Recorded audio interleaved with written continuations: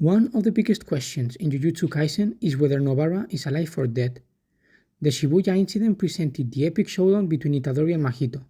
Not content with killing Nanami and taunting him with the death of Junpei, the curse transfigures innocent humans as he tries to destroy Yuji's soul. In order to deliver the ultimate blow, Mahito manages to bring Nobara into the mix, landing a fatal strike on a confused Kugisaki as Itadori watches helplessly. Since the aftermath of this event, Nobara's state remains a complete mystery to the Jujutsu fandom, with Gege providing more crumbs on this topic. Today we discuss her status and theorize how Nobara could make a comeback into the story. During Itadori's fight, it is revealed that Nobara is facing a copy of Mahito that lacks the ability to use a curse technique. As the double is overwhelmed, it flees towards the original body. Fearlessly pursuing, Nobara lowers her guard against Idol Transfiguration. Suddenly, she is graced by a palm, and as Itadori crushes the copy, a grim laugh floods the scene.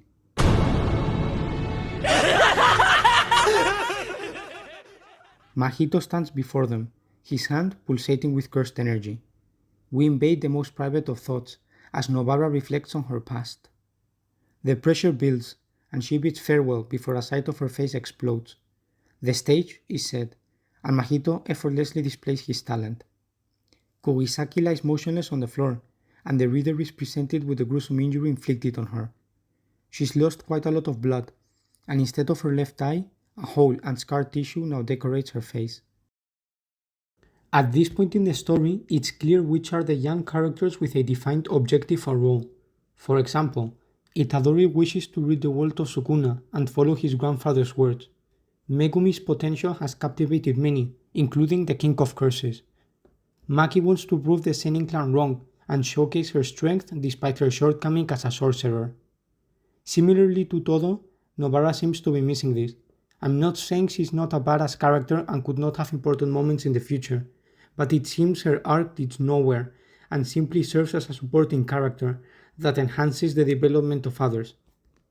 Both characters' intertwining actions during Shibuya have long-lasting effects on Yuji. Nobara's apparent death finally breaks him, and Todo urges Itadori to stop limiting himself, helping him realize what it means to be a sorcerer. This cements Itadori's resolve for a great part of the remaining story, as he believes himself to be a cog in the system, whose only objective is to eradicate the curses that plague the world. This consolidates Nobara and Todo as great characters, but does not provide an arc or objective to them apart from a supportive one. In Shibuya, the author makes the difference between Grade 1 sorcerers and Nobara pretty clear, mainly through the use of Nanami. Why is this of importance? During this arc, Grade 1 sorcerers prove powerless against the beasts that terrorize the Japanese world. Nanami and Naobito are killed, Kusakabe actively avoids enemies, Mei flees, and Todo loses a hand, possibly along his curse technique. Gojo's ceiling paints a bleak picture, and as the story evolves, new characters are portrayed as monstrous sorcerers who greatly outclass most of the cast present in Shibuya. From a meta perspective, the author constructs a dramatic moment which deeply affects the protagonist and highlights Mahito's resolve to emotionally scar Itadori. But most importantly, Gege grants us the point of view of Nobara. As she comes to the realization of her impending death, we see her visit past memories. Far away from being a point of catharsis for the character, it serves as the writer's tool in creating a sense of definitiveness in her farewell. Usually, when the passing of a character gets this treatment, fake-outs may damage the story, making readers skeptic of future deaths, as well as nulling the emotion of these moments upon rereading them. There is evidence to suggest Nobara might still be alive. Immediately after receiving her injuries, Todo and Arata arrive to the scene, with the latter treating Nobara. Arata's technique is described to stop current wounds from worsening, ceasing any blood loss and subsiding pain. At this stage, Kugisaki has no pulse and is not breathing, but it is stated that there is a chance that she will live. Furthermore, in the aftermath of Shibuya, when asked by Itadori about Nobara's state, Megumi remains silent and looks away. It seems odd for Gege to write these moments into the story if he wasn't planning on Nobara surviving in some capacity. This might be done in order to confuse us, but there might be another reason behind Nobara's absence in the story. It's possible that along with the readers, Itadori and subsequently Sukuna are being intentionally kept in the dark about Nobara's fate. In conclusion, I do believe Nobara is dead.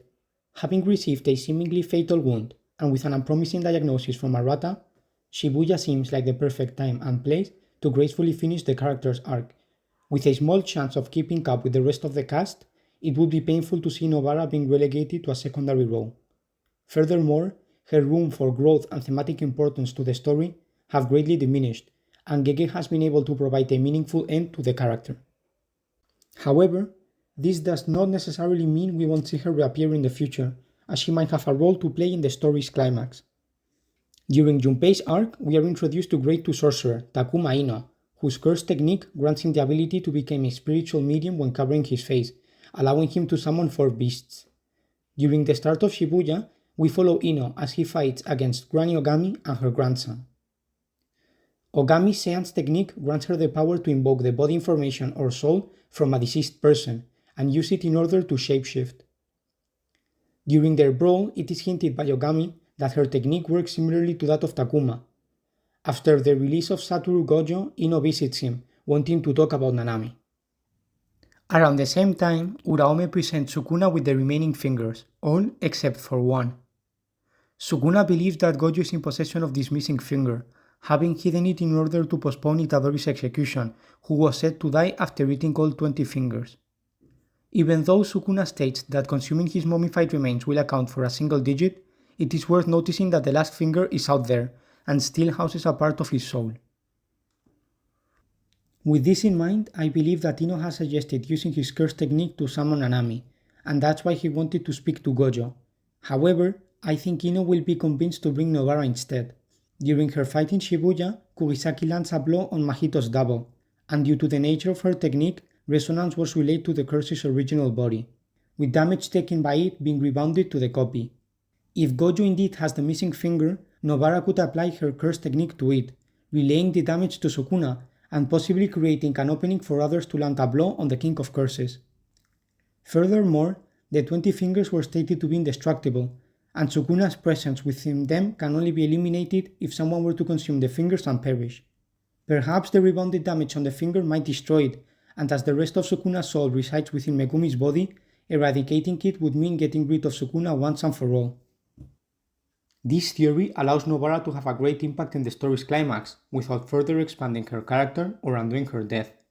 Up to a certain degree, this theory still works if Kugisaki is alive.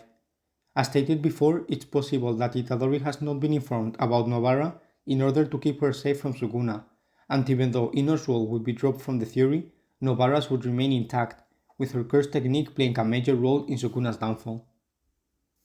Let me know your opinion on this theory, and whether you believe that Nobara will make a reappearance in the story. Thank you for watching.